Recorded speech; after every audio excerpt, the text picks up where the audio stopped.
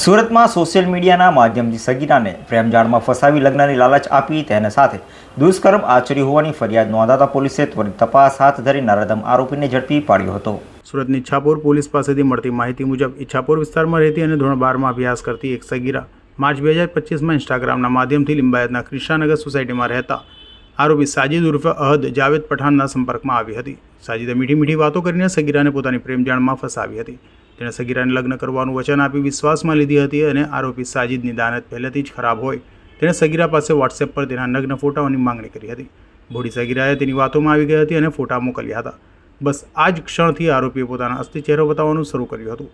આ photo social મીડિયામાં viral કરી દેવાની ધમકી આપીને તે સગીરા પર દબાણ લાવ્યો હતો અને ધમકીઓથી ડરી ગયેલી સગીરાને સાજિદ પાલ વિસ્તારની એક હોટલમાં લઈ ગયો હતો।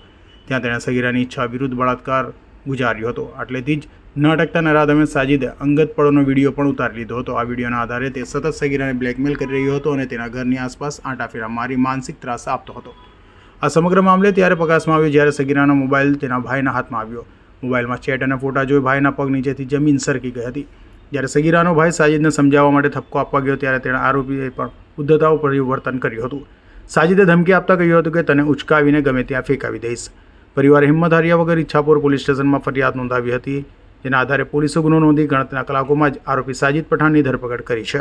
પોલીસ તપાસમાં બહાર આવ્યું છે કે સાજિદ એક ગ્લાસની દુકાનમાં મજૂરી કામ કરે છે। હાલ પોલીસ આ મામલે વધુ પુરાવા એકત્ર કરી રહી છે અને આરોપીએ અન્ય કોઈ યુવતીને કે વિદ્યાર્થીને આ રીતે ફસાવી છે કે કેમ તે દિશામાં પણ તપાસ શરૂ કરી છે।